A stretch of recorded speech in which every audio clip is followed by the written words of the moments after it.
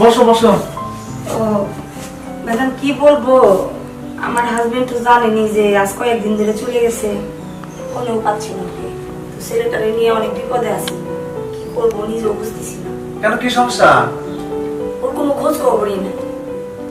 আচ্ছা যাই হোক, খোঁজ খবর নাই, ওটা পরে বোঝা যাবে, বের করে দেবো। সমস্যা টাকাগুলো দাও, 2 মাসের ভাড়াগুলো দাও। তার জন্যই তো আসলাম যে গত মাসেরও ভাড়া দেওয়া হয় নাই, এই মাসেরও না। আমি কোথায় পাবো বলেন? আমি তো আর মানে এত কাহিনী তো ভালো লাগে না তোমার, বোঝো নাই? তুমি গত মাসে ভাড়া দাও না, এর আগের মাসে বাঁধাইছো, এই মাসে আবার ভাড়া দিবা না, এটা তো ঠিক না। টাকা লাগবে, টাকা দাও। এখন আপনি কি করবেন বলেন? কিছু করার আছে? আমার হাজবেন্ড কিচ্ছু করার নাই, রং রঙের শাড়ি তো ঠিকই পরতেছো, হ্যাঁ? আর ভাড়া দেওয়ার বেলি নাই। এই শাড়িগুলা কিন্তু আমার হাজবেন্ড থাকাকালীন কিনছি ভাই, এর জন্য এই শাড়ি নিয়ে অপমান করতে পারেন না। এখন কি তুমি টাকা দিতে পারবো না?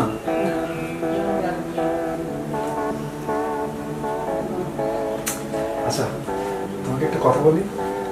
বলেন এখন, আপনি পাওনাদার, আপনি একটা না 2টা বলেন, 5টা বলেন। না না, বসো বসো, পাশে বসো, সমস্যা নাই। না, আরে বসো না।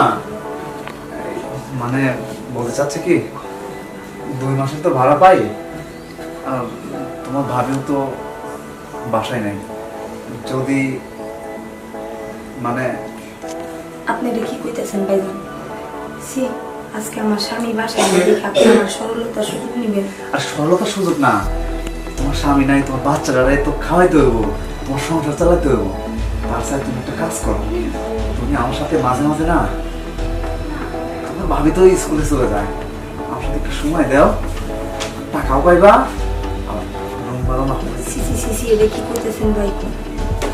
সিসি করো কেউ, তোমার এই ভরা জৈবন, তোমার জানাইটাও নাই। আসলে তুমি না করো না, দেখো না, আপনি আমার মাফ করে দেন ভাই। ভাই পাও কেন, একটু স্বামীর চোখে দেখো না। আপনার স্বামীর চোখে কিভাবে দেখবো বলেন? আমার বাচ্চাটা সেদিন একটা গ্লাস ভাঙছে, আপনি বকাবকি করছেন। আপনার এই বাড়িতে থাকি, ঘর ভাড়া দিতে পারি না, সেটা নিয়েও বকাবকি শোনো, করছেন। যা করছি, এই যে তোমার হাত ধরে নাম চাইছি, কিন্তু তুমি না করো না, তুমি আমাদের সত্যি কইতাছেন? তোমার সব কিছু মাফ করে দেবো। তুমি আমার আগে সময় দাও। কি? দিলাম না?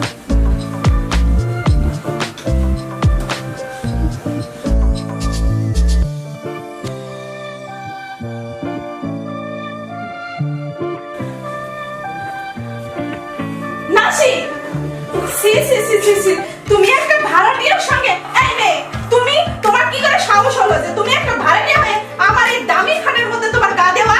যাও, চোখের সামনে থেকে এক্ষুনি যাও, বের হও। ছি ছি নাসি, আমি তোমার কাছ থেকে এসব আশা করতে চাইনি। তুমি, তুমি আমাকে রেখে এই মেয়েটাকে নিয়ে তুমি এক বেডে, সি, আমার ভাবতেও অবাক লাগতেছে। আমি তোমাকে কত ভালোবাসি, এখন মনে হচ্ছে তুমি আমাকে ভালোবাসোনি, আমার সঙ্গে প্রতারণা করছো।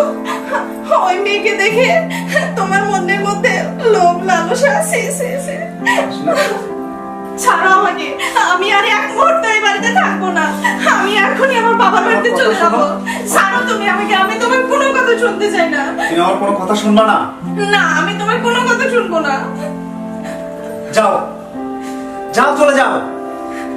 তোমাকে আমি কতবার বলছি, তুমি বিয়ের পরে আমাকে কতটুকু সময় দিছো বলো? আমি তো একটা পুরুষ, আমারও তো পুরুষত্ব আছে। তুমি যে আমার স্ত্রী, তুমি কি করো? সকালবেলা ফজরের নামাজের সময় ওঠো, তুমি চলে যাও, গোসল মোছল করে তুমি নাস্তা টাস্তা বানায় চলে যাও। তুমি আসো বিকেলে, তুমি ঘুমাও, তুমি রাত্রে কি করো? আবার তোমার সেই পড়াশোনা নিয়ে ব্যস্ত থাকো।